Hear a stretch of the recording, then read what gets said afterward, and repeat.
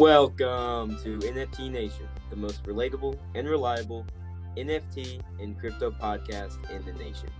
I'm your host, Michael Wheeler, here with my co-host, Alex Ferguson. What's up?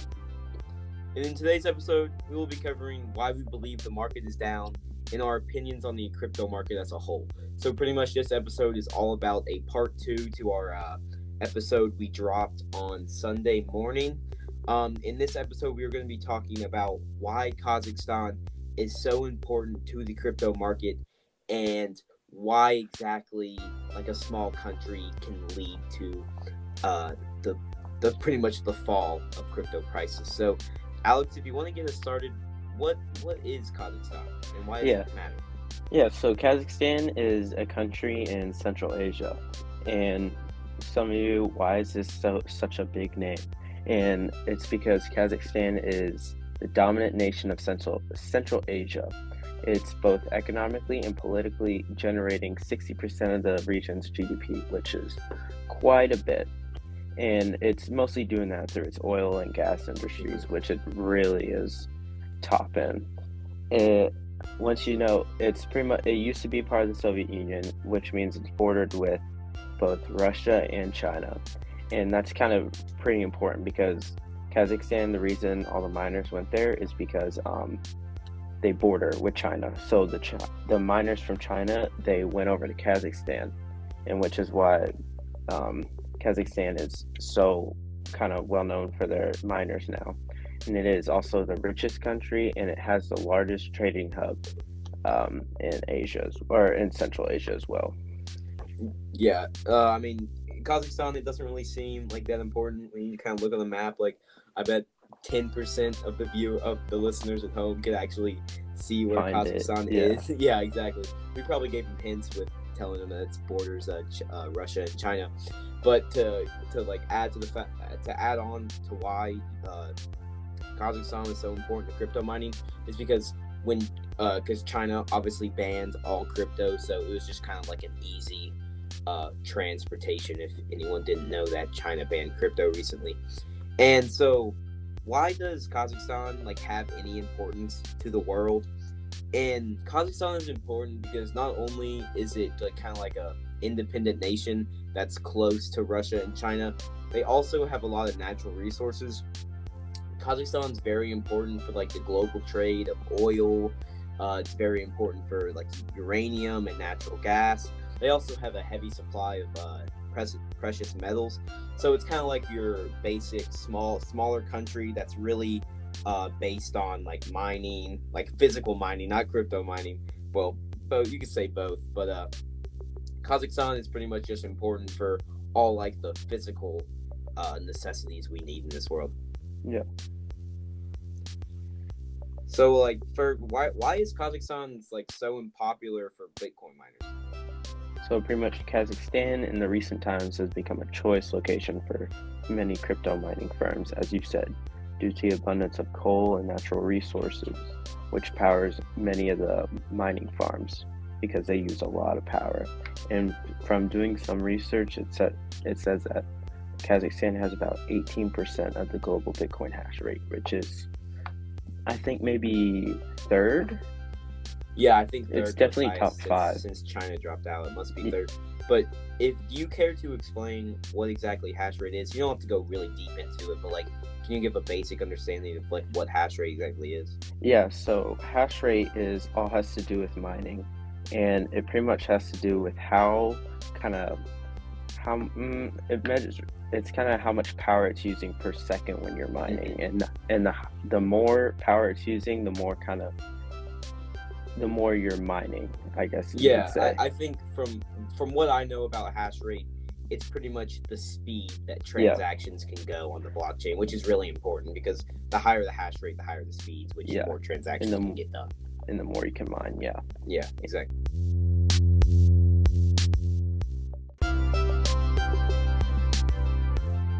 So kind of going off that, Michael, so since we talked about kind of Kazakhstan as a whole and the miners, what's kind of going on in there?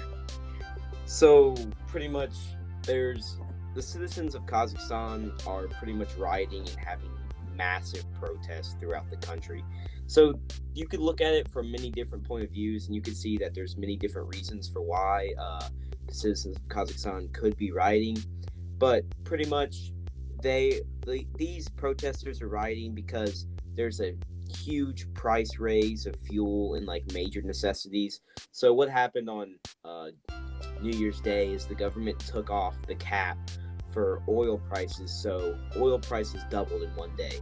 So like imagine you're going to the gas pump one day and you're paying $2 a gallon, and okay, that's pretty good, that's not too bad. And then say the next week you go and you're paying $4 a gallon. That's pretty much what the citizens of Kazakhstan have had to deal with. And I understand, especially with all these other circumstances they're going through, I understand why they would want to revolt and actually like show their independence. And also, the president has been calling these protesters terrorists and bandits, which isn't pretty good in the eyes of like the people. You really don't want your leader to be calling you like bad names, especially if like you're doing it for like a reason that you care about. Like you're doing it for a reason so you can provide for your family instead of having to spend so much money.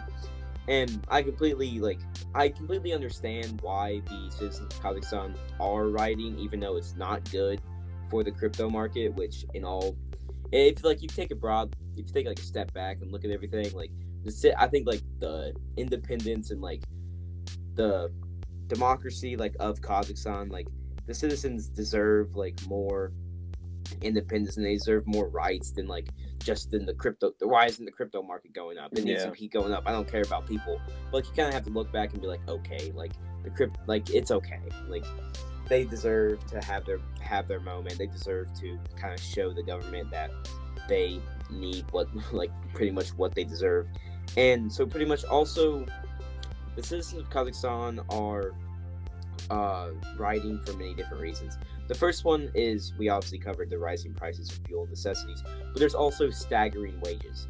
And there's no middle class in Kazakhstan, if that makes sense. The average monthly income is around $600. So you can tell that doubling in prices is not a good thing when someone's making $600 a month. And there's also a lot of economic inequality. Like the really rich people are making a lot of money, and the very poor are making almost nothing. So there's a huge gap. And also the citizens are being treated horribly by the government. They're not really given as many rights as they deserve, like we have in the U.S. and many other democratic states. And also the people want change. They've been pretty much under the same regime ever since like the Soviet Union crumbled. Like obviously they're not in the Soviet Union because it no longer exists, but they're kind of in the same system with like one big leader and they control everything. And also the citizens want more say in the government. They deserve to have like kind of like their day in court, like everyone does in the U.S. Like they should be able to vote on who's their leader instead of just the leader picking like who's in the government. And so pretty much like the gas prices was the final straw that broke the camel's back, if that makes sense. Like all the citizens, they hated what was going on in government, but they dealt with it until the gas prices. Like, if like you're not really that mad at something until a small inconvenience happened and you just get really, really, really mad. Like that was pretty much what happened. So obviously there's been major problems with these protests. Like protesters have been killed.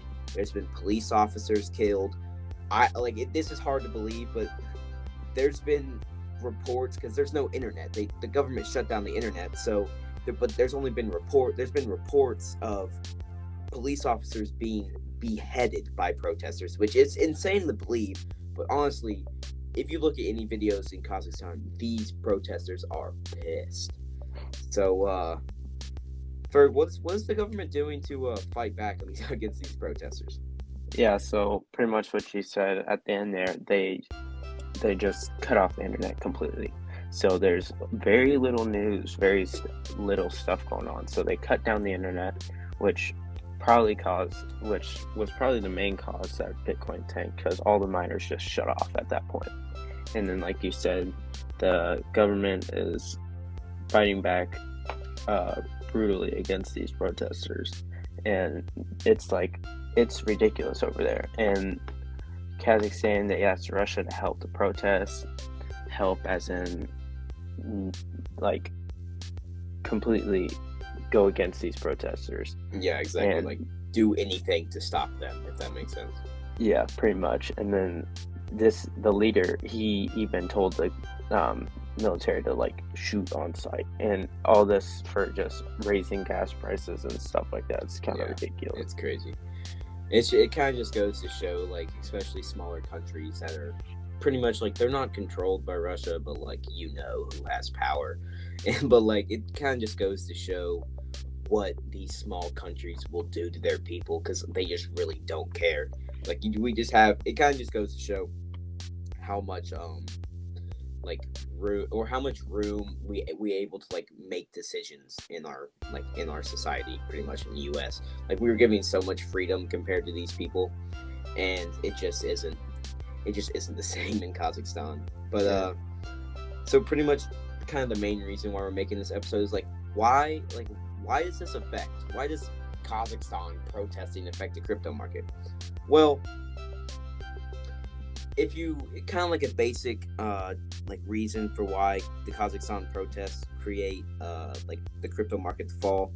So pretty much the Kazakhstan government shut down the internet, so there isn't any information getting out. Well, they're kind of failing at this because everyone knows that there's protests going on. But when you shut down the internet in a country, you're shutting down all the Bitcoin miners in the entire country. And they have 18%. 18%.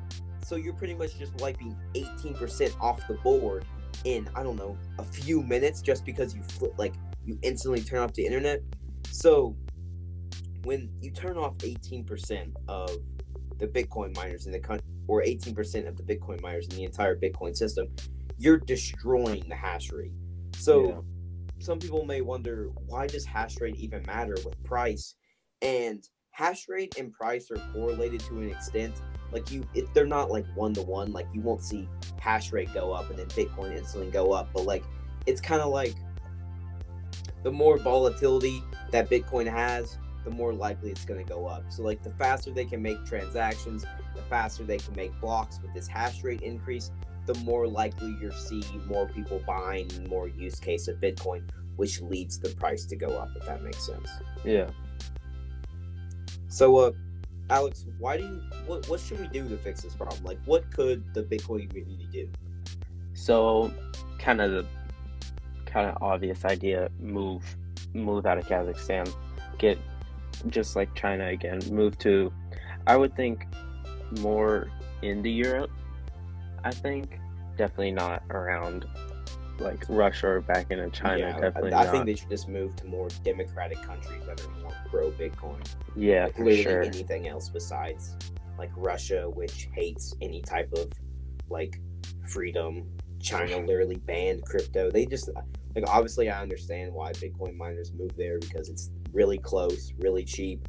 But when something like this happens, I think it's just going to be better for countries like the US, Canada, Japan, like any like democratic country that's pro crypto.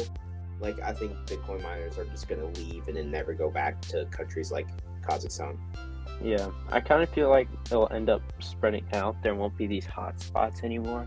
Because if you think about it, like if you go anywhere in Europe, everything's a lot more tight packed, and energy is not as abundant as these other countries that they're in. So that's going to be another problem.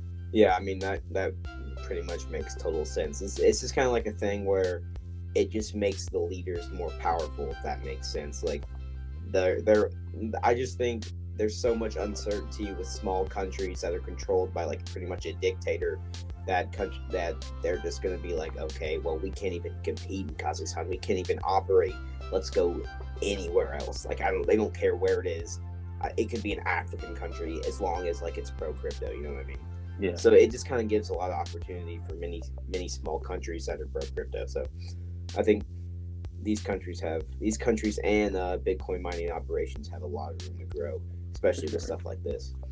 And to pretty much kind of like bring this episode to like a conclusion, pretty much I'll give like a basic kind of like a Cliff Notes version of this episode at the end. So pretty much there's huge riots in Kazakhstan, which the government is pushing back these riots by shutting off power and shutting off the internet, which is pretty much causing all the Bitcoin miners to turn off.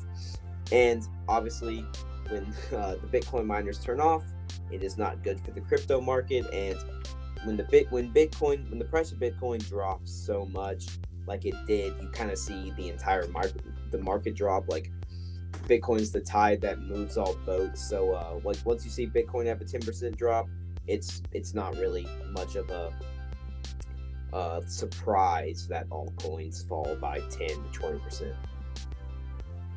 Yeah. So Alex, is there anything else you want to say before we head out? No, we pretty much covered everything. Yeah. If you all are listening, I hope you all learned something today. That's our goal, is just to get as much information out as possible. If you are on Spotify right now, we would love to go ahead and give us 5 stars. We would think that is so awesome. If you want, we have an Instagram, which is at NFT NATION _ or at NFT _ NATION _ podcast. We would love for you to give us a follow. Maybe share some of the posts with your friends. Also, share this episode with your friends if you thought it was if you thought there was good information in it. And also, there's a support link on our Anchor website. Obviously, don't have to do anything with that, but if you feel so inclined, hey, maybe throw us a couple bucks. That'd be pretty cool. And yeah, we hope you all have a great day. Yeah. See ya.